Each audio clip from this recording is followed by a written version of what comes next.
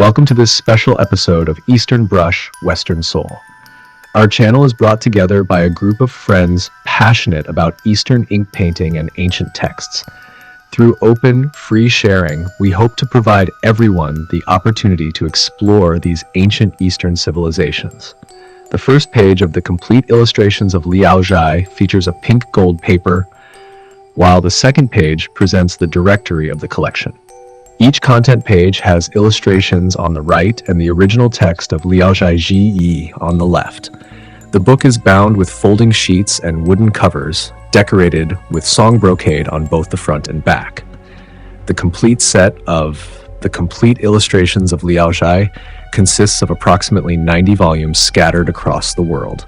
Today, we share the 69th and final volume of the collection that is publicly available in libraries. This is not the final volume of the entire set, but the last known one that has been made available to the public.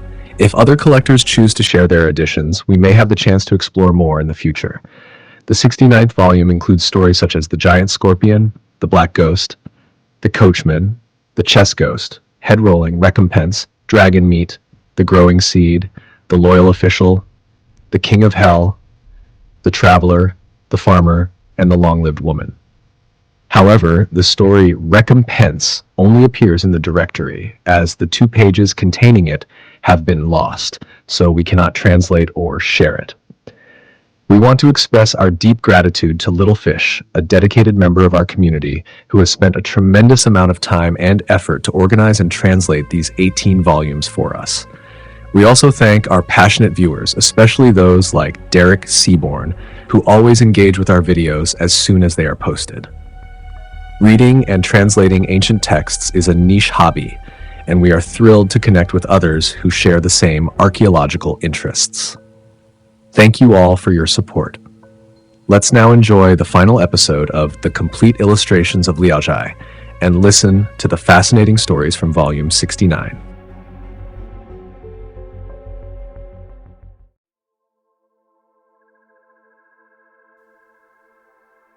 The first story from Volume 69 is The Giant Scorpion. During the Qing Dynasty, General Peng Hong led an army to defeat bandits and entered Sichuan. Deep in the mountains, they discovered a large temple that, according to local legends, had been abandoned by monks for over 100 years. When General Peng inquired with the locals, they warned him, saying, "There are monsters in the temple. Anyone who enters will die." Suspecting that thieves might be hiding inside, Peng Hong decided to lead his troops through the dense woods and into the temple. Upon reaching the main hall, a black eagle suddenly flew out of the door. The middle hall appeared normal, and they continued forward, eventually reaching the Buddha Pavilion. Upon entering, they found nothing unusual at first. However, anyone who stepped inside experienced excruciating headaches. Even General Peng, upon entering, suffered the same pain. Soon, a giant scorpion, as large as a pipa, crawled down from the ceiling. The soldiers, terrified, scattered in all directions. Without hesitation, General Peng ordered the temple to be set on fire and burned to the ground.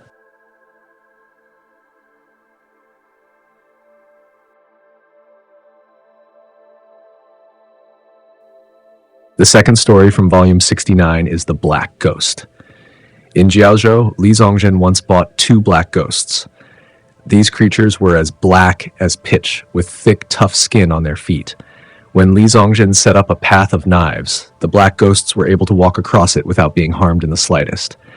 Li Zongzhen gave one of the black ghosts a prostitute to accompany, and they had a son. However, the child turned out to be fair-skinned, much to the surprise of Zongzhen's colleagues and servants.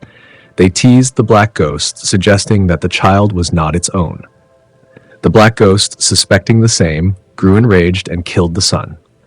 Upon examining the bones, it discovered that they were black, realizing too late that it had made a grave mistake. Li Zongzhen often commanded the 2 black ghosts to dance for him. Their performance was oddly captivating, and their movements were quite a sight to behold.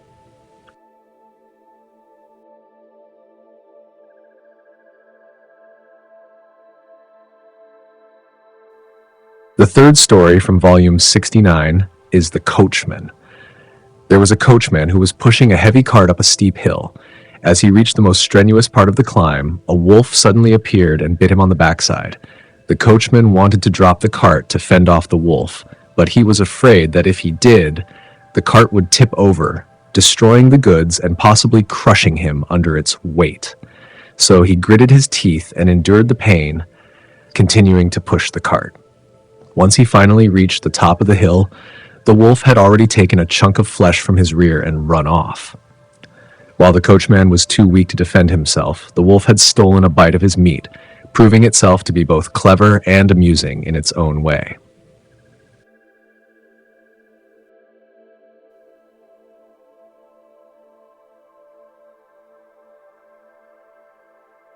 The fourth story from volume 69 is The Chess Ghost. General Liang Gong, the governor of Yangzhou, had retired from his official duties and returned to his hometown. Every day he enjoyed a leisurely life, carrying his chess set and wine, playing in the lush green mountains. On the 9th day of the 9th month, during the double 9th festival, General Liang and his guests were playing chess on a hilltop. Suddenly, a man appeared, wandering around the chessboard. He lingered for a long time without leaving. His clothes were torn and poor, and his appearance seemed humble. But his demeanor was elegant, displaying the grace of a scholar. Liang Gong, ever the gentleman, invited him to join, and the man humbly accepted. Liang Gong remarked, "You must be skilled at chess. Why not play a game with my guests?" The man politely declined at first, but eventually agreed to play. In their first match, he lost, and his face became filled with frustration and anxiety, as though unable to control himself. He played again, only to lose once more, his anger growing stronger. Despite being offered wine, he refused and insisted on continuing the game. From morning until late afternoon, the man didn't even pause for a moment to relieve himself. As they were arguing over a chess move, the scholar suddenly stood up, his face pale with fear, and his expression turned sorrowful and defeated. Before long, he dropped to his knees before Liang Gong, begging for help. Liang Gong, surprised, helped him up and said, "It's just a game. Why such distress?" The scholar replied, "Please ask your stableman not to tie my neck." Liang Gong, now even more confused, asked, "Who is your stableman?" The scholar answered, "Ma Cheng." It turned out that Ma Cheng, Liang Gong's stableman, worked as an underworld official. Every few days he would travel to the underworld, carrying documents from the realm of the dead, capturing souls. Liang Gong, intrigued by the scholar's strange words, sent someone to check on Ma Cheng, and they discovered that Ma Cheng had been dead for 2 days. Liang Gong scolded the stableman for his disrespect to the scholar, but as soon as he finished speaking, the scholar collapsed to the ground and disappeared. Liang Gong sighed deeply, now realizing that the scholar was a ghost. The next day, Ma Cheng awoke. Liang Gong summoned him and inquired about the strange events. Ma Cheng explained, "The scholar is from Huxiang. He was obsessed with chess to the point of ruining his family. His father, worried about him, locked him in his study, but the scholar would always escape over the wall to meet with others who shared his passion for chess. His father scolded him, but nothing could stop him. Eventually, his father died of grief and anger. The king of hell, seeing the scholar's lack of virtue, reduced his lifespan and sentenced him to the realm of hungry ghosts, where he has suffered for 7 years. Later, when the East Yuefeng Tower was completed, the underworld sent out a call for scholars to write inscriptions. The king of hell released the scholar to fulfill the summons and atone for his wrongdoings. However, the scholar delayed his journey, missing the deadline. The East Yu Emperor sent his officers to question the King of Hell. In a rage, the King of Hell ordered us to capture him. A few days ago, under your orders, I refrained from using ropes to bind him." Liang Gong asked, "What is his current condition?" Ma Cheng replied, "He remains in the custody of the underworld officers, and there is no chance for him to return." Liang Gong sighed, saying, "Such an obsession has led to such a tragic end."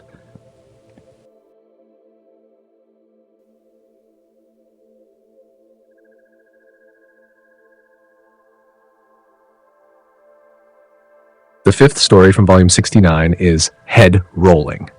Scholar Su Zhen's grandfather was lying in bed during the day when he suddenly saw a horrifying sight, a giant human head, as large as a 5-bushel measure, emerging from the ground beneath his bed.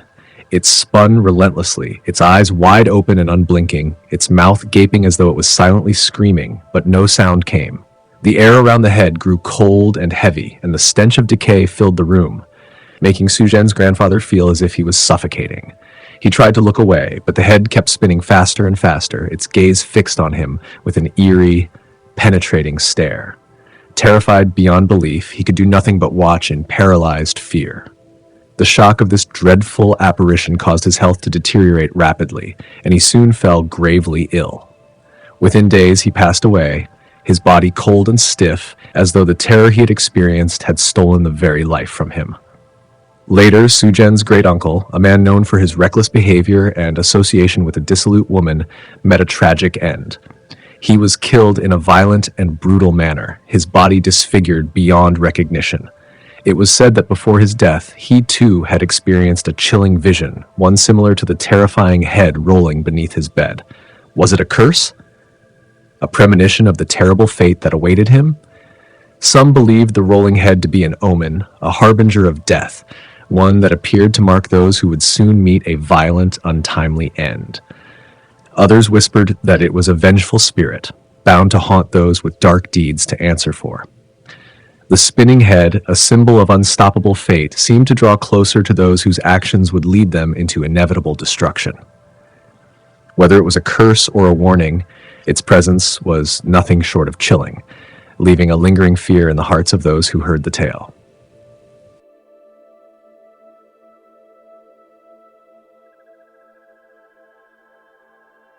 The sixth story from volume 69 is Recompense, but unfortunately the 2 pages containing the details of this tale are missing.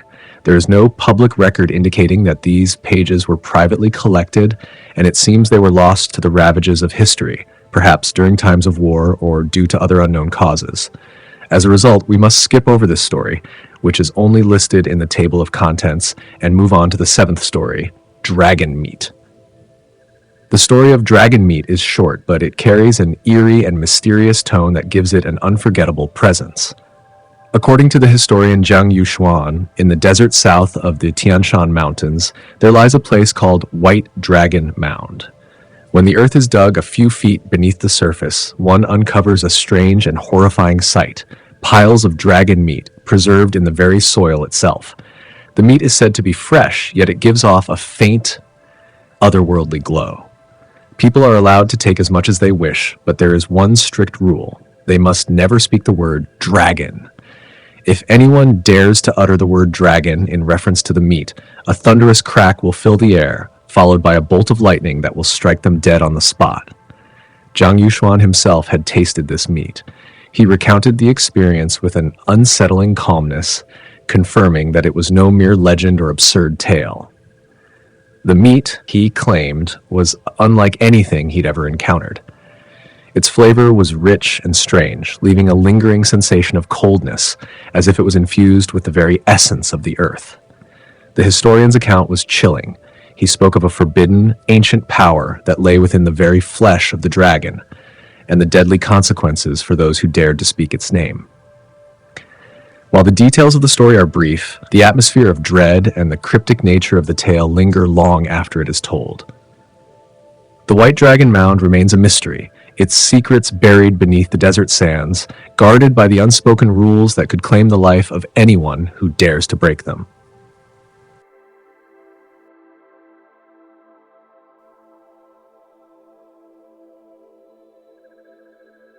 The 8th story from volume 69 is The Growing Seed.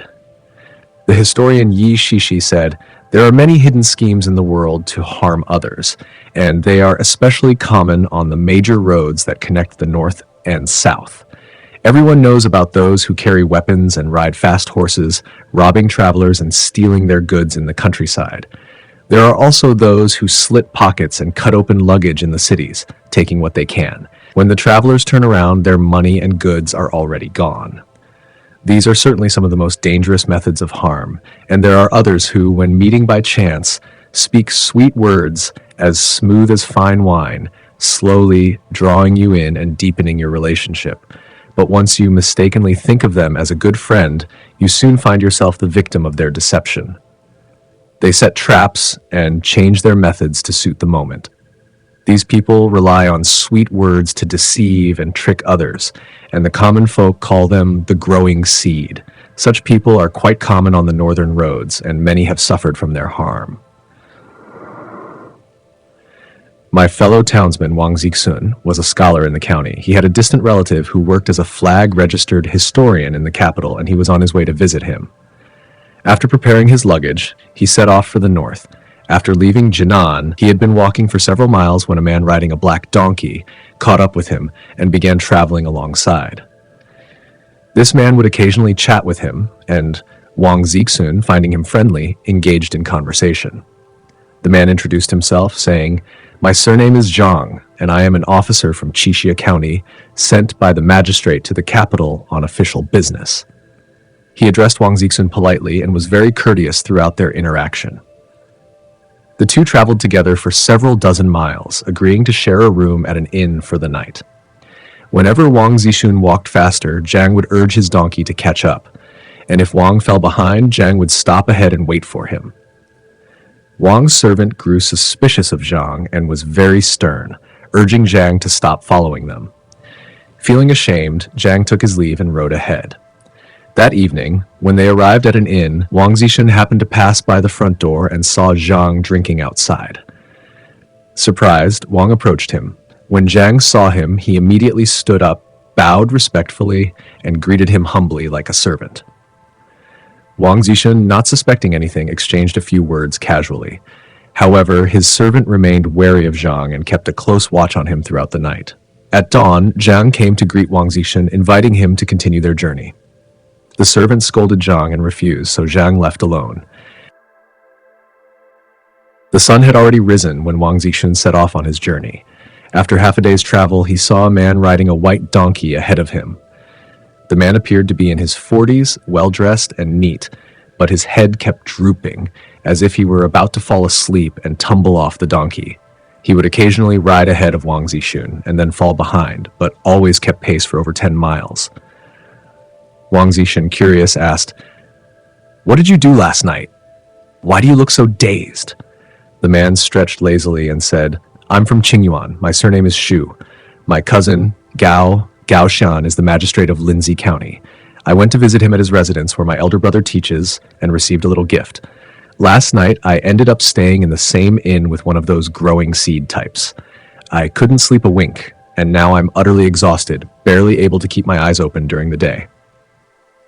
Wang Zixun, intrigued, asked, "What exactly is a growing seed?" Shu replied, "You may not know as you're traveling away from home, but there are some bad people who use sweet words to deceive travelers. They cozy up to others, inviting them to stay together in inns, and then take the opportunity to rob them. Just yesterday, a distant relative lost all his money to one of them. We must all stay vigilant and cautious." Wang Zixun nodded in agreement. It so happened that Wang Zixun had known the magistrate of Linzi County in the past and had visited his office. He was familiar with some of the magistrate's servants, one of whom had the surname Shu.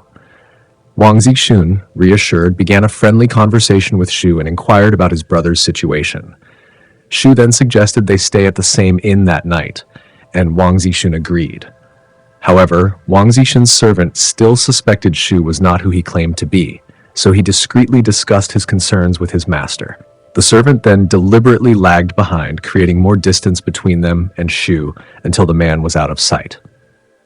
The next day, around noon, Wang Zixun encountered a young man, around 16 or 17 years old, riding a strong mule. He was dressed in fine clothing and had a refined, handsome appearance. They traveled together for quite a while without speaking to each other. As the sun began to set, the young man suddenly spoke, "We're not far from Kulu Inn." Wang Zixun responded softly, "I see." The young man sighed deeply, as if unable to bear something. Wang Zixun asked him gently, "What's troubling you?" The young man let out another sigh and said, "I'm from Jiangnan. My surname is Jin. I studied for 3 years, hoping to pass the exams, but I failed miserably.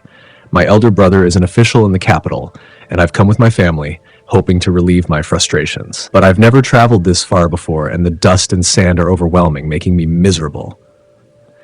He then took out a red handkerchief to wipe his face, sighing again. His voice was soft and sweet, with a gentle, almost feminine tone. Wang Zixun, feeling sympathy, began to console him with kind words. Jin said, "I left earlier, but my family and servants haven't caught up yet. They've been gone so long and it's almost dark. What should I do?" He lingered, walking very slowly as if waiting for them. Wang Zixun, deciding to move ahead, gradually increased the distance between himself and the young man, leaving him behind. That night, Wang Zixun arrived at the inn and, upon entering his room, saw that a bed had already been made up against the wall, with someone's luggage placed upon it. He asked about the owner of the luggage, and immediately, a person picked up the bag and began to walk out, saying, "Please feel free to make arrangements. I'll move to another room." Wang Zixun looked at him and recognized that it was Shu.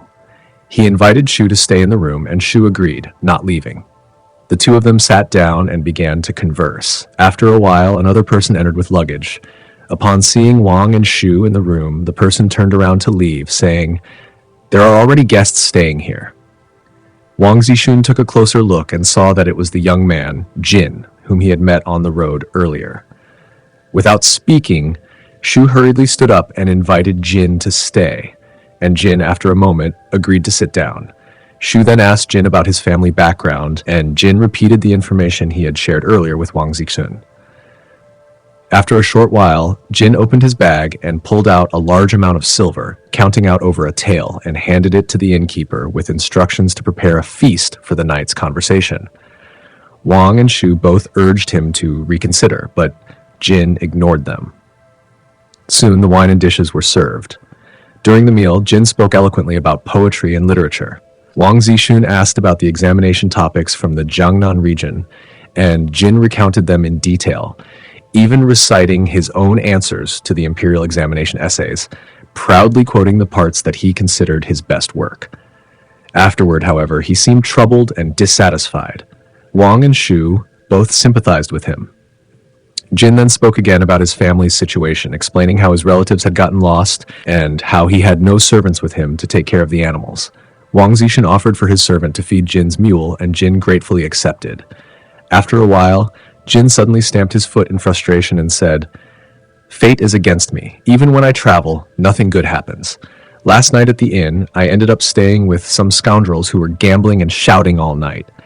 The noise made my ears ring and my heart restless.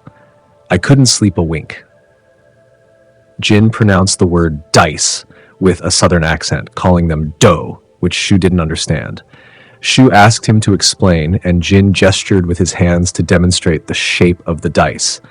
Shu then laughed and pulled a die out of his pocket, saying, "Is it like this?" Jin nodded, agreeing. Shu, with a playful smile, suggested they use the dice for a drinking game, and the three of them began to drink happily. After a while, Shu proposed that they all gamble with the dice, and the winner would claim the host as the prize. Wang Zixun politely declined, claiming he didn't know how to play, but Shu and Jin began to roll the dice and call out their bets. Shu then whispered to Wang Zixun, saying, "Don't say anything. This young man from the south is wealthy and young, and he may not know the tricks of gambling. I'll win some silver from him, and tomorrow I'll treat you to a nice meal." Shu and Jin went into the next room, and after some time, Wang Zixun could hear the lively sounds of their gambling from within. Growing curious and suspicious, Wang Zixun secretly went over to peek through the door. To his shock, he saw that Zhang, the constable from Qixia County, was also part of the group. He was deeply puzzled, but decided to return to his bed and lie down. A little while later, the others came to coax Wang Zixun to join the gambling, but he firmly refused, saying he didn't know how to play. Shu offered to bet on his behalf, and again Wang Zixun declined. However, Shu and Jin insisted, and soon they took turns rolling the dice for Wang Zixun. After a short time, Shu came to Wang Zixun's bedside and reported, "You've won quite a few chips." Wang Zixun, still half asleep, mumbled a response. Suddenly, a few people burst into the room, speaking a language that sounded unfamiliar. The leader introduced himself as Tong, a Manchu bannerman responsible for patrolling and catching gamblers. At that time, the gambling ban was strictly enforced, and the atmosphere grew tense. Tong, raising his voice to intimidate Wang Zixun, was met with Wang's resistance, who invoked his position as a banner official to counteract. Upon hearing this, Tong's demeanor softened, and he began to speak familiarly with Wang, mentioning that they shared the same origins. He laughed and encouraged everyone to continue their gambling. The others, reassured, resumed their game, and Tong joined in as well. Wang Zixun turned to Shu and said, "I don't want to know who wins or loses. I just want to sleep, so please do not disturb me." Shu, however, ignored him and repeatedly came over to report the results. As the game drew to a close, everyone tallied their chips. Wang Zixun found that he had lost a considerable amount, and Tong began to search his pockets for silver to settle the debt. Wang, furious, sprang up and fought back, but Jin secretly grasped his arm and whispered, "They are all bad people with malicious intentions. We, after all, are gentlemen, and there's no reason not to look out for each other. I've won quite a bit from the game, and it can offset the loss. The silver should have been paid back by Shu, but let's switch things up. You pay Sue back, and I'll settle it with Tong. It's just a temporary measure to mislead them. After tonight, we'll return the money to each other. We have this bond of friendship, and you know I wouldn't take your money for real." Wang Zixun, being an honest man, believed Jin's words. Jin went outside and told Tong about the arrangement, and then, in front of everyone, he opened Wang Zixun's money pouch and took the silver, placing it into his own waist pouch. Tong, satisfied, turned to Shu and Zhang, demanding the money from them.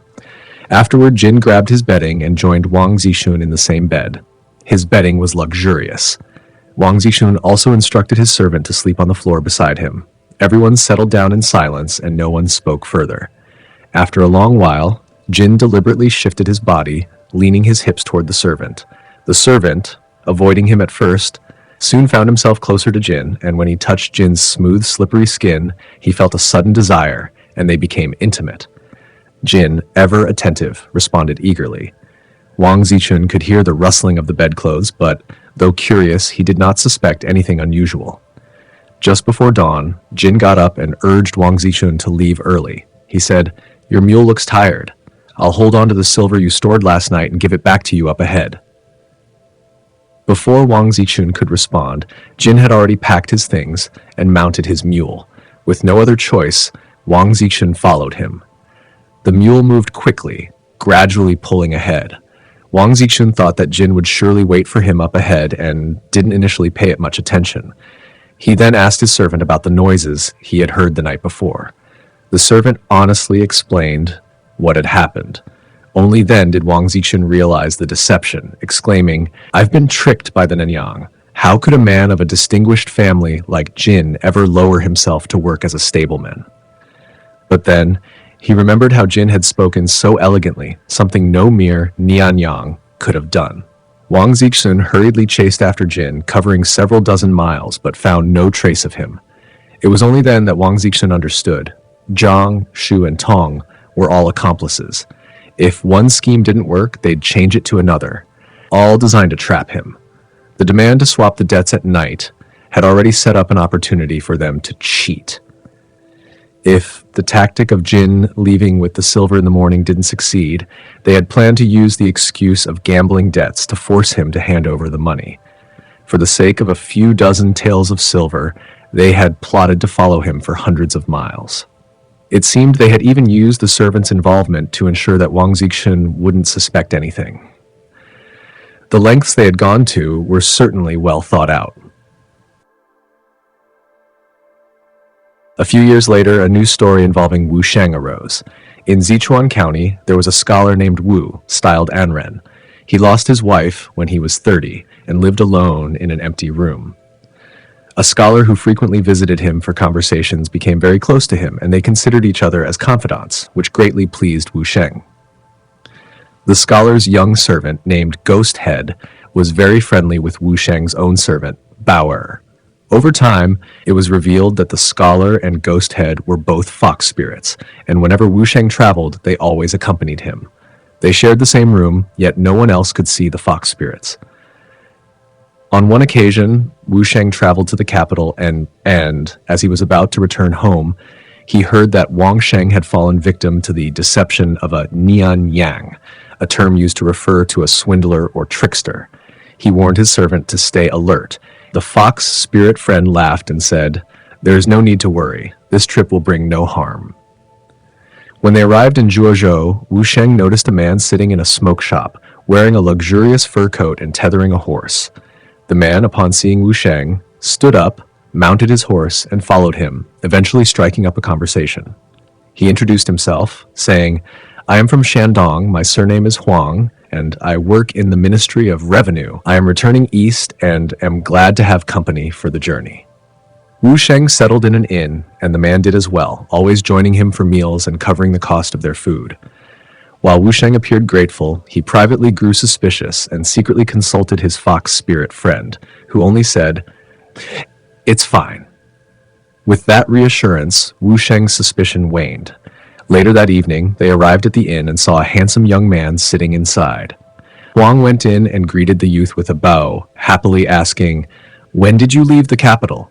The youth replied, "Yesterday." Huang invited him to stay with them and told Wu Sheng, "This is my cousin, Xi Lang, also a scholar. He can keep you company with literary discussions, and we won't be bored tonight." He then took out silver to order food and wine, and they all sat down to drink. She was cultured and elegant, with a refined manner of speech.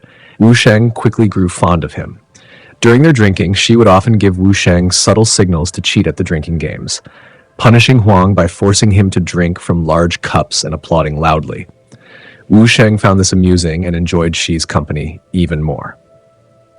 Soon, Xi and Huang suggested a gambling game and invited Wu Sheng to join.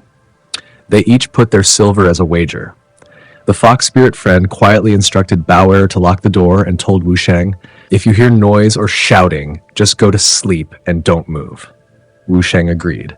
Each time Wu Sheng threw the dice, he lost small bets but won big ones. After some time, he calculated that he had won 200 taels of silver, while both Xi and Huang's money bags were empty. They discussed using Huang's horse as collateral. Suddenly, there was a loud knock at the door. Wu Sheng quickly got up, threw the dice into the fire, and covered himself with the blanket to pretend to sleep.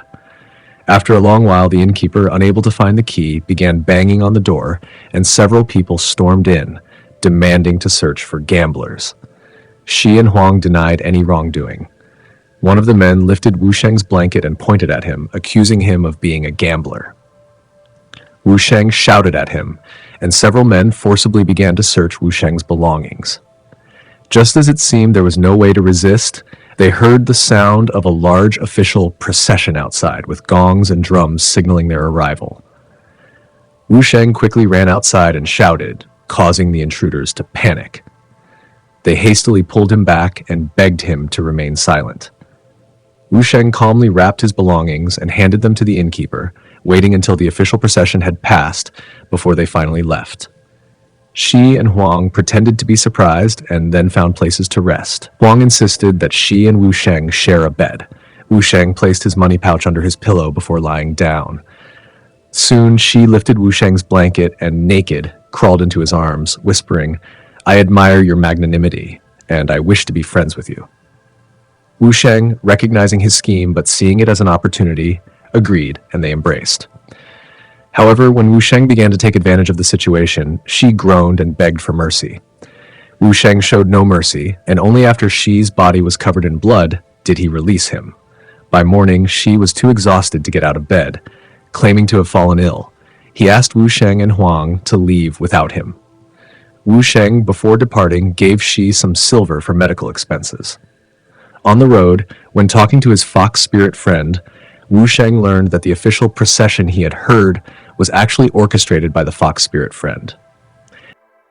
On their journey, Huang became increasingly ingratiating toward Wu Sheng. One evening, they shared a room again, though it was quite small, with only enough space for a single bed. It was warm and clean, but Wu Sheng found the bed too narrow. Huang said, "This bed may be a little cramped for two, but for you alone there is no problem at all. It won't make any difference." After dinner, Huang left, and Wu Sheng was eager to sleep alone so that he could be with his fox spirit friend. He waited for a long time, but his friend did not come. Suddenly, there was a soft knock at the small door in the wall. Wu Sheng opened it to find a woman, dressed elegantly, quickly entering and locking the door behind her. She smiled at him, looking as beautiful as a celestial being. Wu Sheng happily asked about her background, and she revealed that she was the innkeeper's daughter-in-law. They grew close quickly, and Wu Sheng became very fond of her. However, the woman suddenly began to cry, and Wu Sheng asked in concern what was wrong. She confessed, "I must not hide the truth. I was sent here by the innkeeper to seduce you. In the past, when I tried to tempt others, as soon as I entered the room, the innkeeper would lock the door to catch me. But tonight, I don't know why he hasn't come yet." She continued, weeping, "I am a virtuous woman, and I didn't want to do this. But now I have fallen for you and ask for your help to escape." Wu Sheng, horrified, saw no way to assist her and told her to leave as quickly as possible. The woman lowered her head and sobbed. Suddenly, Wu Sheng heard Huang and the innkeeper outside, banging on the door and arguing loudly. Huang shouted, "I have treated you as an upright man all along, but now you've gone and seduced my sister-in-law." Wu Sheng, frightened, urged the woman to leave immediately. At the same time, he heard more banging on the door. Wu Sheng, drenched in sweat and frantic, grew increasingly uneasy while the woman continued to cry. Then someone outside began to speak, trying to stop the innkeeper, but the innkeeper ignored them and tried to push the door open more forcefully. The voice of the speaker said, "What does the innkeeper intend to do? Are you planning to kill someone? We have several guests here who will never stand by and let you act out. If one of them manages to escape, how will you explain it? Do you want to make this a matter for the public court?" Family scandals should remain private, and it's obvious that the innkeeper and his wife are just trying to deceive and trap others. How can we be sure that the woman isn't being forced to lie? The innkeeper was speechless and unable to respond. Wu Sheng listened, quietly grateful and impressed, though he had no idea who the speaker was. Just as the inn's door was about to close, a scholar and his servant arrived, carrying good wine. They invited everyone in the room to drink together, being especially insistent with Huang and the innkeeper. Huang and the innkeeper, after reluctantly agreeing to drink, attempted to leave, but the scholar grabbed their clothes and begged them to stay. Eventually, the two managed to slip away and ran toward Wu Sheng's room with sticks in hand. Upon hearing the commotion, the scholar came over to intervene. Wu Sheng peered through the window and realized it was his fox spirit friend. He felt a secret joy. He also saw that the innkeeper's previous aggression had been subdued, and thus he began to speak loudly to intimidate him. He turned to the woman and said, "Why are you so silent?" The woman cried, "I hate myself for being forced into such shameful deeds." The innkeeper's face turned ashen. The scholar scolded, "Your vile actions have been fully exposed, and all the guests here are disgusted by you." Huang and the innkeeper dropped their weapons and knelt, begging for forgiveness. Wu Sheng opened the door and angrily shouted at them. The scholar then advised Wu Sheng, and after a heated exchange, they came to a resolution. The woman continued to cry and refused to return home, while several elderly women and maids from the backyard came out, dragging her back inside. The woman sobbed louder, falling to the ground in agony. The scholar advised the innkeeper to sell her to Wu Sheng at a high price. The innkeeper, hanging his head, said, "I've been a midwife for 30 years, but now I've turned my back on my duties. What more is there to say?" He reluctantly agreed to the scholar's suggestion. Wu Sheng refused to pay an exorbitant sum, but the scholar negotiated, and they agreed to sell her for 50 taels of silver. After the exchange of money, the morning bell rang. Everyone quickly packed their belongings and took the woman on the road.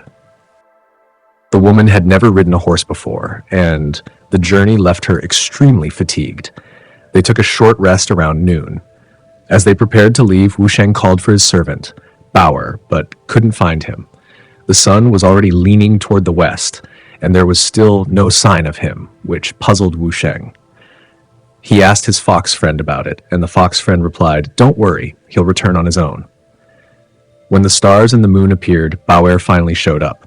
Wu Sheng asked where he had been, and Bauer smiled and said, "Master, you've made the cunning men richer with the 50 taels of silver, and I felt uneasy about it. Just now I made a plan with Ghost Head to go back and get the money back." Bauer placed the silver on the table. Wu Sheng, surprised, asked for an explanation. Bauer explained that Ghosthead had learned that the woman had a brother who had been away for more than 10 years. Ghosthead had transformed into the woman's brother and had Bauer pretend to be her younger brother. They went back to the inn to ask the innkeeper for the woman. Fearing the consequences, the innkeeper lied and claimed that the woman had died of illness. Bauer and Ghosthead threatened to report this to the authorities, which terrified the innkeeper. He eventually bribed them with silver, gradually increasing the amount until it reached 40 taels. Only then did they leave. Bauer recounted all the details of the story. Wusheng immediately handed over the silver to him. When Wusheng returned home, his relationship with the woman grew even closer. The family became wealthier. Upon asking the woman in more detail, Wusheng learned that the beautiful young man, Shi, was her husband. In fact, Shi was also Jin. She had worn a dark silk shawl, which she claimed was obtained from a man named Wang from Shandong. They had many accomplices, and the innkeeper was also in league with them. Little did they know that the very people Wusheng had encountered were those whom Prince Shun had been loudly complaining about. What a fortunate turn of events it was. As the ancient saying goes, the rider is prone to falling. Truly, it is a saying worth believing.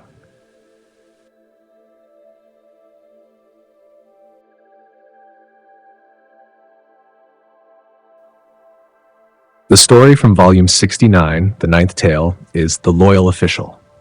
Shi, a loyal and filial official, set out with money to the capital, planning to seek a government position.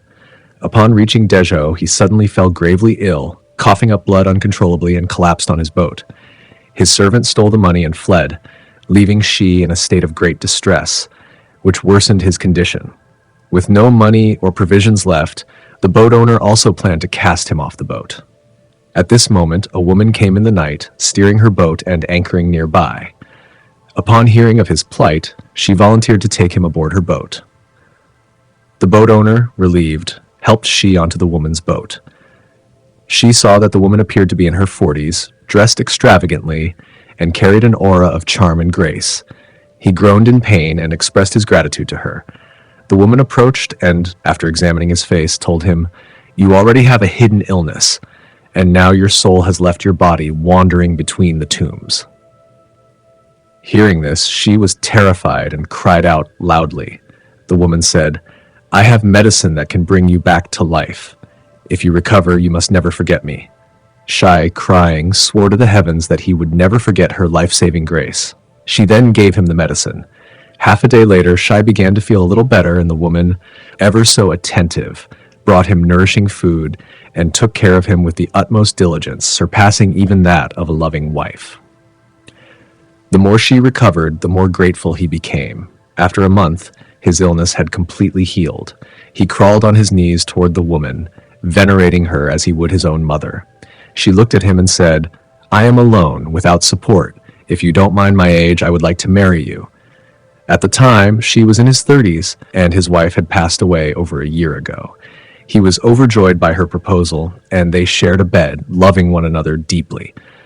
The woman then took money from her own savings and gave it to Shi, asking him to go to the capital and seek an official post.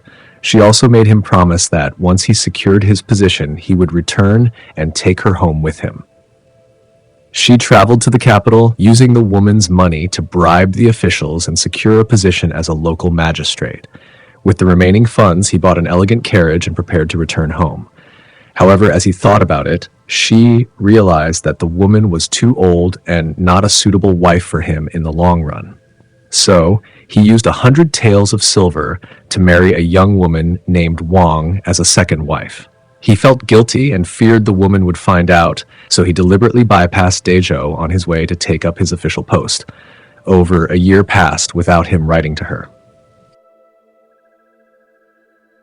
She had a cousin who, by chance, came to Dezhou on business and stayed close to the woman. The woman, knowing his relation to Shi, asked about his condition, and the cousin truthfully told her what had happened. Hearing this, the woman angrily scolded Shi and recounted to the cousin how she had saved him. The cousin, feeling sorry for her, tried to console her and said, "My cousin may be busy with official duties and hasn't had time to come and see you. Why don't you write a letter and I'll deliver it for you?" The woman agreed and wrote a letter to Shi, which the cousin took to him. However, Shi paid no attention to it. Over a year later, the woman decided to seek out Shi herself. She stayed in an inn near his office, and one day went to his office door and asked the gatekeeper to announce her presence. She refused to see her. One day, while she was drinking, he heard shouting outside the gate. He put down his cup and listened, and before he could react, the woman had already lifted the curtain and entered the room. She was startled, his face turning pale. The woman pointed at him and scolded him, saying, "Heartless man, you're so happy. Do you not realize where your wealth and position come from? I've been nothing but kind to you. If you simply want a concubine, why not discuss it with me?" She was speechless. After a long pause, he finally knelt on the ground, admitting his fault, and tried to appease her with sweet words, begging for forgiveness. The woman's anger slowly subsided. She then discussed with Wang, his new wife, and asked her to visit the woman and greet her as if she were her younger sister. Wang refused at first, but after Shi's repeated requests, she finally agreed. She went to visit the woman, who graciously returned the greeting and said, "Sister, don't worry. I'm not a jealous woman. What he did was truly heartless. Even you wouldn't want a man like him." She then told Wang about the past events, which made Wang very angry as well. They both took turns scolding Shi, who felt ashamed and begged them to allow him to atone for his actions. Finally, the situation calmed down. Before the woman arrived, Shi had already instructed the gatekeeper not to announce any woman's presence. However, when the situation unfolded, he took his frustration out on the gatekeeper, secretly blaming him for not keeping the woman out. But the gatekeeper insisted that the gate had remained locked and no woman had entered. She began to suspect the woman, but didn't dare to confront her. Despite their surface-level politeness, there was a distance between them. Fortunately, the woman was wise and never argued. After their meals, she would close the door and go to bed early, never asking where Shi slept. Wang, initially fearful that the woman might compete for Shi's affection, grew to respect her more as she noticed how dignified the woman was. Wang began to treat her with the utmost courtesy, greeting her in the morning and evening, much like one would treat a mother-in-law.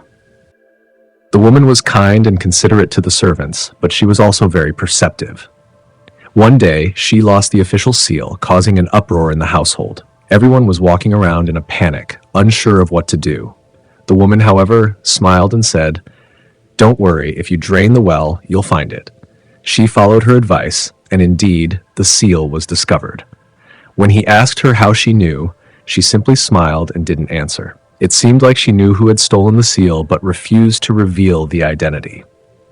After nearly a year had passed, she began to observe the woman's every move and noticed many strange things. He began to suspect that she wasn't human. He ordered people to eavesdrop on her at night. The servants reported that they only heard the sound of her clothes rustling in bed throughout the night, though they didn't know why. The woman and Wang had become very close. One night, when Shi went to his superior's office and didn't return, the woman drank wine with Wang. Having had too much to drink, she became intoxicated and collapsed on the table, revealing her true form, a fox. Wang, full of sympathy, covered her with a blanket. After a while, Shi returned home and Wang told him what had happened. Shi became furious and planned to kill her. Wang said, "She's a fox. How has she wronged you?" Shi wouldn't listen and hurriedly reached for his dagger, but by then the woman had already woken up. She scolded him, "You are truly a venomous person with the heart of a wolf. I cannot live with you any longer. I gave you the medicine before. Now give it back to me." She spat in his face, and Shi felt an icy chill. His throat began to itch, and he spat out the medicine, which was exactly the same as before. The woman picked it up in anger and left. When Shi and Wang rushed outside to look for her, she had vanished without a trace. That very night, Shi's old illness returned, and he coughed up blood incessantly. Within 6 months, he died. The historian said, "Shi, a scholar, had the grace of a learned man, appearing gentle and polite, always mindful of others. Some said he was able to humble himself and adapt to others, speaking kindly as if afraid of hurting anyone. He died young, and many scholars mourned him. But as for betraying the foxwoman, how is that different from the heartless man, Li Yi, in the story of the legend of Huoshu?"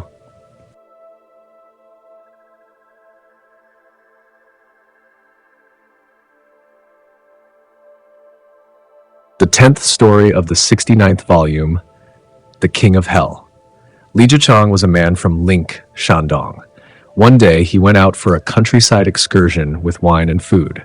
While on his journey, he saw a strong whirlwind rushing toward him. Out of respect, he poured some wine on the ground as an offering to the wind. Later, he had business in another place and came across a large, magnificent courtyard with grand palaces and halls. A man dressed in blue came out and invited him inside. Li Zhichang politely refused. The man insisted, blocking his path with great enthusiasm, urging him to enter. Li Zhichang said, "I don't know you. Perhaps you've mistaken me for someone else?" The man replied, "You are not mistaken," and then proceeded to mention Li Zhichang's name. Surprised, Li Zhichang asked, "Whose place is this?" The man responded, "You'll find out once you enter." Reluctantly, Li Zhichang stepped inside. After passing through a gate, he saw a woman nailed to the door, her hands and feet fixed firmly. As he approached, he realized it was his sister-in-law. She had suffered from a severe ulcer on her arm for over a year and had been bedridden. Li Zhichang was shocked. How could she be here? His mind started to race with suspicion about the man's true intentions. Fearful, he halted his steps, but the blue-clad man urged him forward, and so he continued inside.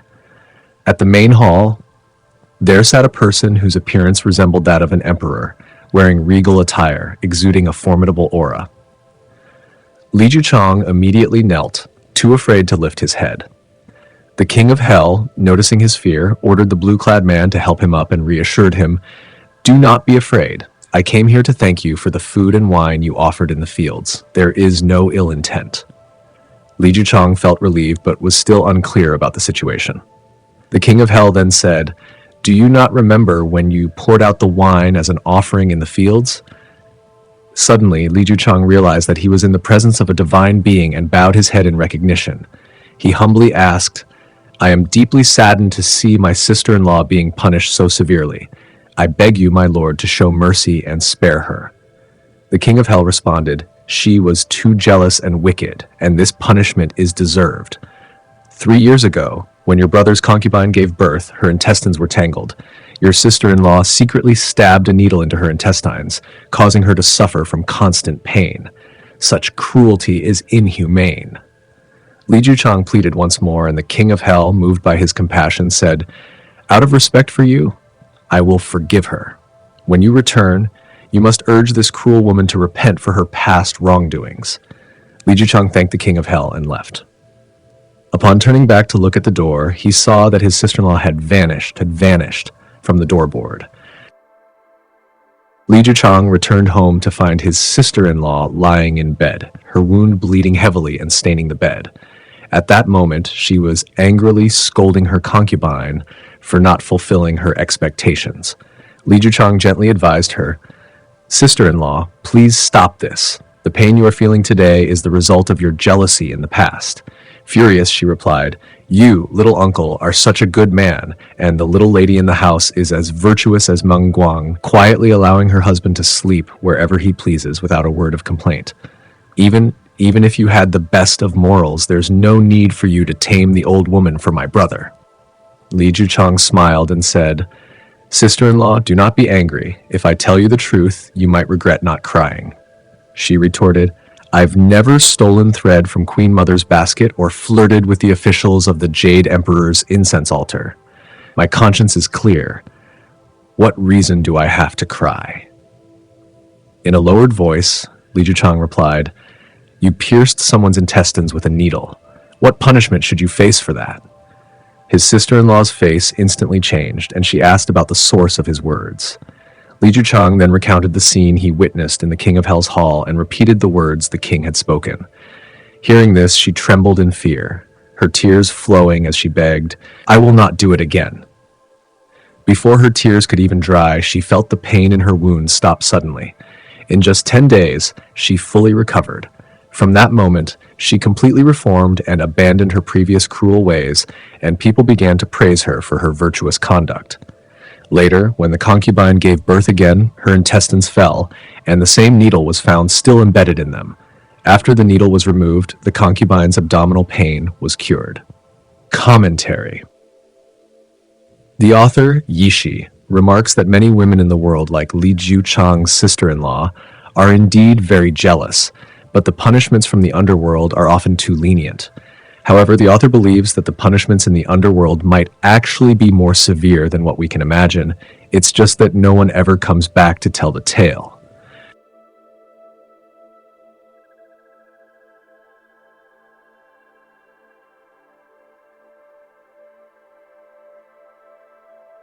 The 11th story in volume 69 is called The Traveler. There was a man from Changqing who made his living selling cloth and stayed as a guest in Tai'an. He heard about a fortune teller who was said to be very accurate and decided to consult him about his future. The fortune teller cast a divination and said, "Your fortune is very bad. You should hurry and return home." The cloth seller was frightened and quickly packed up his belongings to head back north to Changqing. On the road, the cloth seller encountered a man dressed in short clothes, looking like a yamen runner, a government official. The two started a conversation and quickly hit it off, chatting happily. Every time the cloth seller bought wine and food, he invited the short-dressed man to eat with him, and the man was very grateful. The cloth seller asked the man where he was headed, and the man replied, "I am going to Changqing to collect people." The cloth seller asked, "What people are you collecting?" The man showed him a list, and the first name on it was the cloth seller's. Shocked, the cloth seller asked, "Why are you collecting me?" The man replied, "I am not a living person. I am a ghost yamen runner from the ghosts of Dongshan in the 4 prefectures of Shandong. Your life has come to an end." The cloth seller wept and begged for help. The ghost runner said, "This is not easy, but there are many names on the list, and it will take several days to gather them all.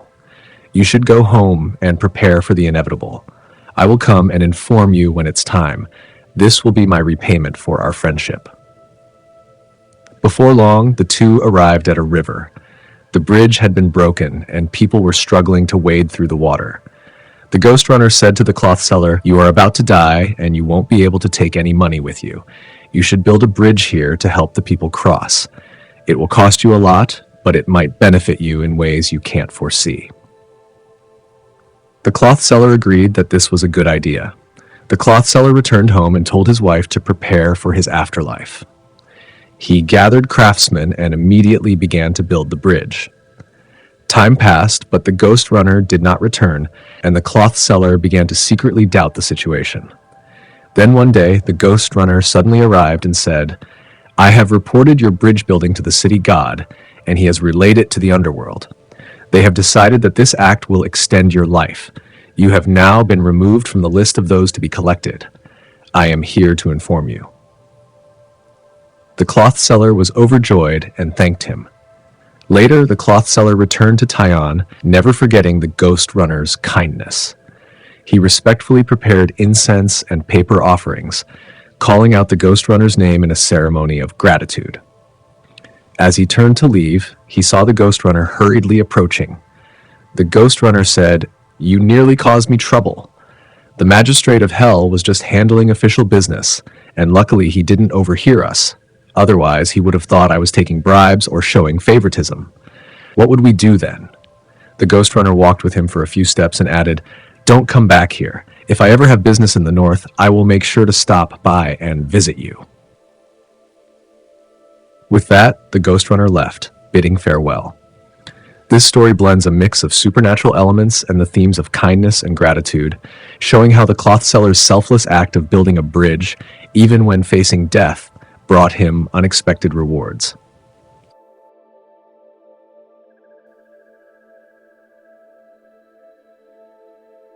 The 12th story in volume 69 is called The Farmer. There was a farmer who worked in the fields at the foot of the mountain. His wife would bring him lunch in a clay pot. After eating, he would leave the pot by the edge of the field. But when he checked it in the evening, he found that the leftover porridge was completely gone. This happened several times, and the farmer began to grow suspicious. So one day, while working in the fields, he kept a sideways glance at the spot where the pot was placed. Before long, a fox appeared, sticking its head into the clay pot. The farmer, holding his hoe, crept over quietly and struck the fox with all his might. The fox was startled and quickly ran away, but the pot got stuck on its head and it couldn't get free. The fox panicked, leaping and tumbling around, and finally it fell and broke the pot, revealing its head. Seeing the farmer chasing after it, the fox ran even faster, crossing the ridge and escaping. Years later, a rich man's daughter from the south of the mountain was bewitched by a fox spirit. She tried using charms and spells from a wizard, but nothing worked. The fox spirit said to her, "What can the paper charms do to me?" The daughter, trying to deceive the fox spirit, said, "Your powers are so high and profound, and I'm honored to be friends with you forever. But I wonder, is there anyone you fear?" The fox spirit replied, "I fear nothing. But 10 years ago on the North Mountain, I once went to the field to steal leftover porridge and was chased by a person with a big reed hat and a crooked weapon. I almost died in his hands. Even now, just thinking about it, I still feel terrified." The daughter relayed this to her father. Her father, eager to find the person who had frightened the fox, tried to track him down, but without knowing his name or where he lived, it seemed impossible. By chance, the family's servant went to a mountain village for some business and mentioned his master's troubles with the fox. Someone nearby exclaimed, "That sounds just like my experience. Was it the fox I once fought with, now turned into a monster?" The servant was curious and returned to tell his master. The master was overjoyed and immediately ordered his servant to bring the farmer to his house. The farmer was respectfully asked to help get rid of the fox. The farmer smiled and said, "I did have an encounter like that in the past, but it may not be the same fox. Besides, if it's become a spirit causing trouble, why would it still fear a simple farmer?" But the rich man insisted, so the farmer agreed to dress as he had on that day when he chased the fox. He went into the daughter's room, slammed his hoe down onto the floor, and shouted angrily, "I've been searching for you every day and couldn't find you, so you were hiding here. Now that I have you, I'll definitely kill you and show no mercy." At that moment, the fox began crying out in the room. The farmer continued to act fiercely, and the fox spirit begged for mercy. The farmer shouted, "Leave this place now, and I'll spare you." The fox immediately fled, and from that day on, the family lived in peace. This story highlights the cleverness and bravery of the farmer, Coachman, who used his past encounter with the fox to rid the rich man's household of its troubles. The fox, despite its supernatural powers, was still vulnerable to the power of the farmer's previous experience and resolve.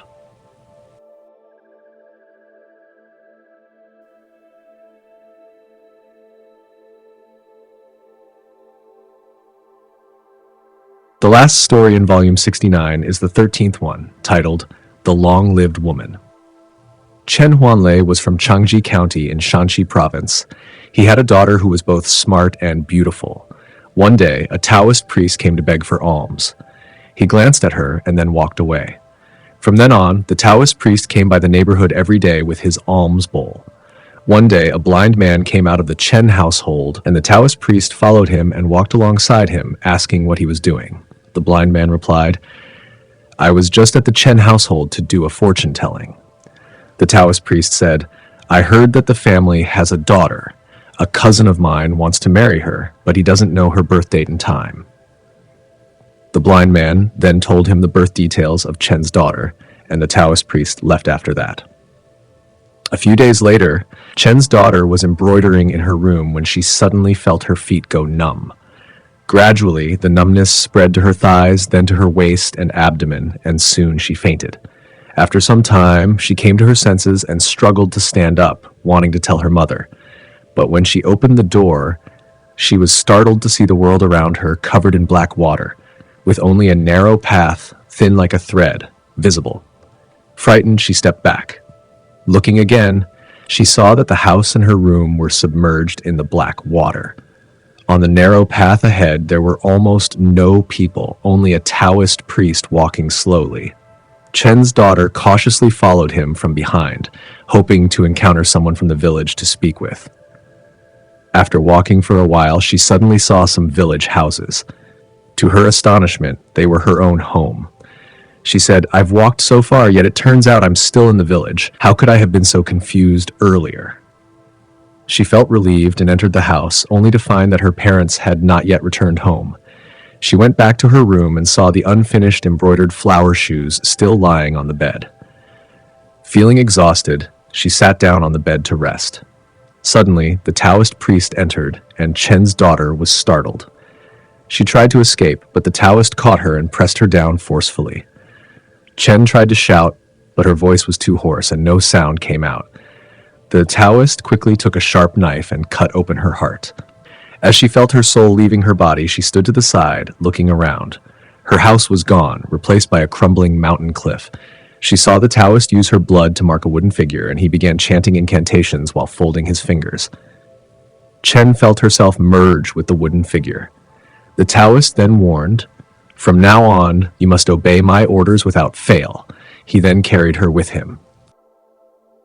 The Chen family was in a state of panic and confusion after the disappearance of their daughter.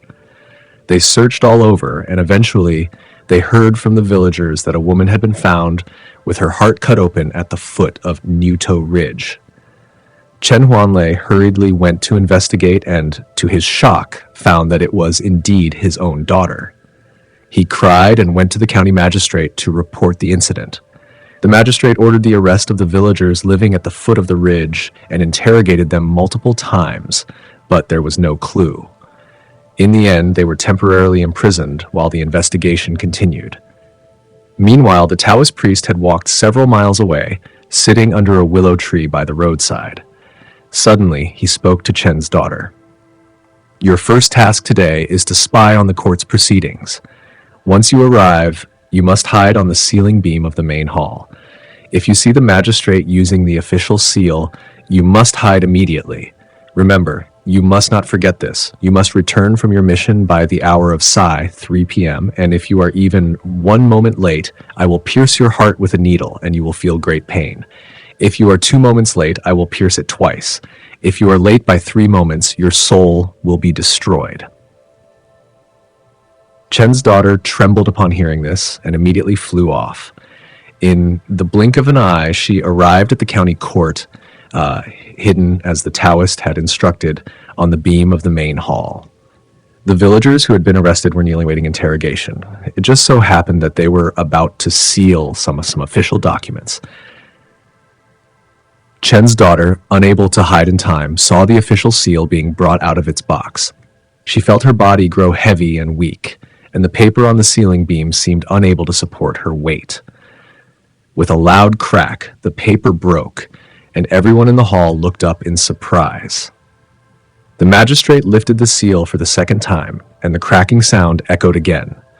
When the magistrate lifted the seal for the third time, Chen's daughter fell from the ceiling beam to the floor. Everyone heard the loud crash. The magistrate stood up and prayed, saying, "If this is the spirit of an unjust soul, speak out, and I will clear your name." Chen's daughter, choking on her sobs, made her way to the front of the court and explained in detail how the Taoist had killed her and sent her to spy. The magistrate immediately sent a fast rider to the willow tree, where they indeed found the Taoist. They arrested him and brought him back, where he confessed to his crime. As a result, the suspects who had been detained were released. The magistrate then asked Chen's daughter, "Your name has been cleared. Where will you go now?" She replied, "I will follow you, my lord." The magistrate said, "There is no place for you in my office. It would be better for you to return to your home for now." After a long pause, Chen's daughter finally replied, "The magistrate's office is my home now. I will enter there." The magistrate asked again, but she was silent. Afterward, he left the courtroom and returned to his own residence where his wife had just given birth to a daughter.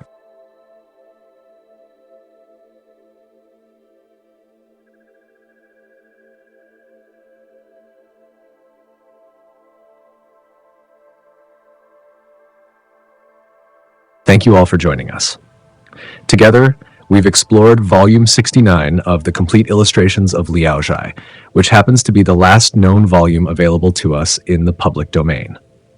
The Complete Illustrations of Liao Zhai represents the earliest known illustrated works on the Liao Zhai subject, bridging the gap in imagery that existed between the manuscript version and the publication of illustrated annotations of strange stories from a Chinese studio more than a century ago. Before we wrap up, let's take a final moment to introduce the author of Strange Stories from a Chinese Studio, Pu Songling, 1640 to 1715. Pu Songling, a literary figure from the Qing Dynasty, was known by the courtesy name Liuxian and the pseudonym Jianchen, and was widely referred to as the master of Liaozhai. He hailed from Sichuan in Shandong province. Throughout his life, Pu Songling was deeply dedicated to the pursuit of the imperial examination system, but despite his early successes, he faced repeated setbacks and remained disappointed with his career. He spent 40 years teaching and taking exams, only becoming a provincial scholar at the age of 71. 4 years later, he passed away. His challenging life experiences provided him with a keen understanding of the political darkness and the flaws of the imperial examination system, as well as a deep empathy for the lives and struggles of the common people. These reflections greatly influenced his writing, with Strange Stories from a Chinese Studio being his most famous work. Other surviving writings include the collected works of Liao Zhai and poetry collection. Thank you once again for watching Eastern Brush, Western Soul, a channel dedicated to the appreciation of Eastern ancient texts and paintings. We will continue to explore new Eastern classics, and anything we can share with you, we will be dedicated to bringing it to you in future video updates.